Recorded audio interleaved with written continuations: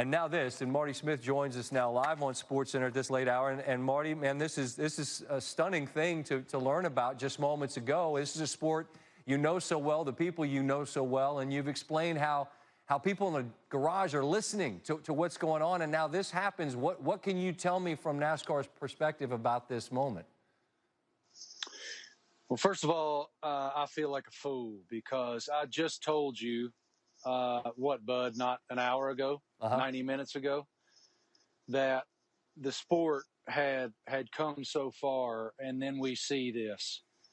And I will tell you that I spoke to a senior NASCAR official just a few moments ago, and they reiterated that statement. They're going to find who this person is.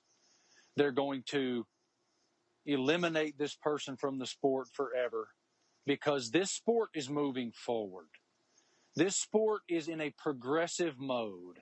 This sport is in a moment where this crap, this despicable crap, is not only not acceptable, but there's just no place for it. And whomever that is, I hope that you are so ashamed of yourself.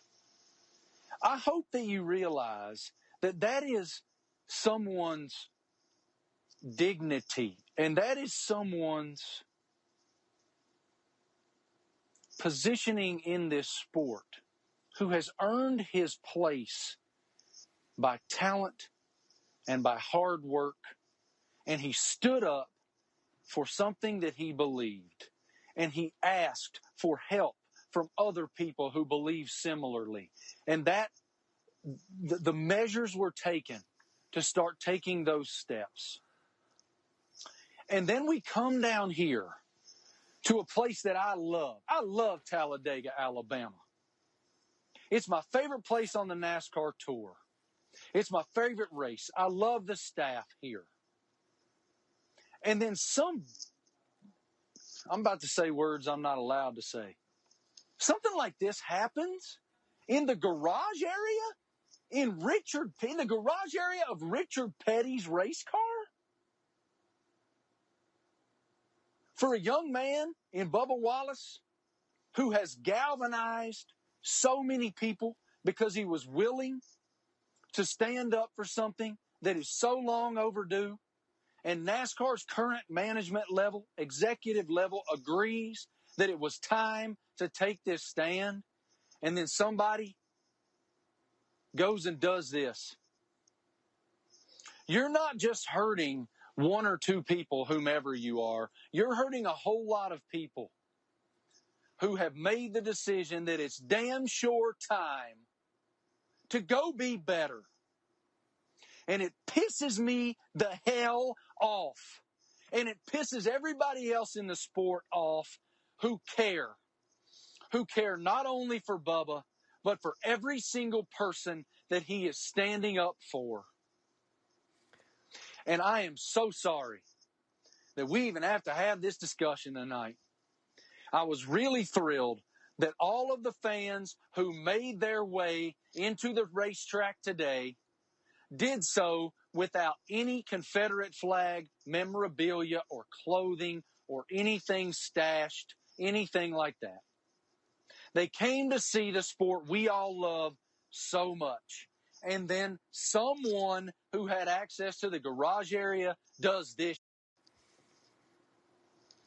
I'm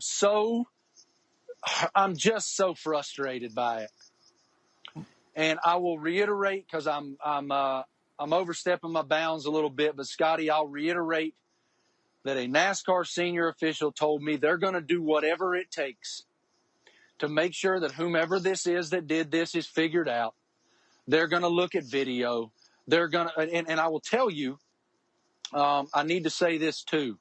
Bubba never saw it. It was noticed by one of the members of the 43 team, and that person brought it to NASCAR's attention. And that is, as soon as NASCAR heard this, they had a senior executive level meeting between the president of the sport, Steve Phelps, and all of the people that are his direct reports. Steve O'Donnell, Jill Gregory, Eric Nyquist, all of them. And they made the decision immediately that they're going to investigate this to the fullest extent. Marty, help me understand, as someone, you forgive my ignorance, but I've never been to a race where I had access to the garage area. So who would have access to the garage area?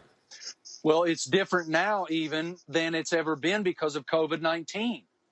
There's so many less people in the garage. We're working right now. Scott, I've covered every race but 2 since the sport's been back, and I haven't set foot in a inside a track yet. Mm-hmm. Everything that I've done has been outside the actual facility. They're working with about 1/3 of the typical bodies that we would see on a race weekend without a pandemic.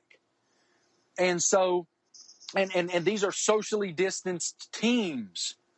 So, it's impossible to know who or how it might have happened. I can't answer that. I don't know. But, I just don't understand how somebody could do that. I don't understand how they could do it and think it was funny, or think that they're trying to make some kind of statement, or be the guy that went against the rules or went against the grain and tried to be that guy. It's just beyond my comprehension. I don't know. It's just, man, everyone needs to let kindness be your compass. That's where we are in this world right now. We are in a place where there is so much hate. We are in a place where everybody is trying so hard and looking within themselves. And we just have to be nice to each other and think about each other's perspectives and feelings. And for someone in that garage stall, I mean, that's obviously blatant. We have one black driver, and that's where it was found. We have a guy who basically demanded of the sport and its executives, it's time for change. And I love Bubba's message. Come at me, man. I'm not going to be deterred. I'm not going to let something like this change my stance or change my passion or my vigor for the stance. I just can't imagine that somebody would do this. It just makes me so, it's beyond disappointed, Scott. Disappointed doesn't begin. I'm angry tonight. And this is a sport that I care so much for, and I want you people, I want everyone who doesn't know the sport and has this vision of it being this racist or less than tolerant arena, please listen to me. That is not the case. It is overwhelmingly kind. It is very welcoming, and it has come so far in recent years. And these types of moments, all they do is anybody who questions that just goes, oh, hell, there's all the proof you need. All the proof you need. Somebody put a noose in Bubba Wallace's driver's stall, in his garage stall. There's all the proof you need. They're still living 4 decades ago. Please believe me when I say that's not the case. Well, that happened tonight, and your pain's evident, and NASCAR's is as well. And it sounds like they've got the resources to try to figure out how and why. And we'll wait to find out more about that as it presents itself. But in the meantime, Marty, as always, I appreciate you and your kindness and the purity of what you had to say from your heart tonight, man. Thank you. Thank you, brother. Appreciate you. Yep.